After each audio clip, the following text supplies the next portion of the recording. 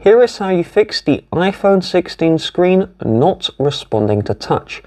So we need to do the following key combination. I'll show it first, then we'll do it together. So you need to click release volume up, click release volume down, click and hold the power button until we see the Apple logo. So pause the video, prepare your phone.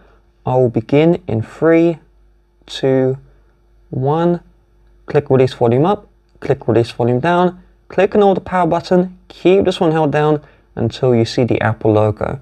If your iPhone 16 is frozen, you won't see slide the power off. However, the screen should go black any second now. Just keep on holding and patiently wait for the Apple logo to appear. Once we see the Apple logo, release from the power button. The iPhone will boot back up. The issue was just a software flaw, so you're good to go. You may need to do this multiple times in order for the force restart to work, as the key combination is a little precise.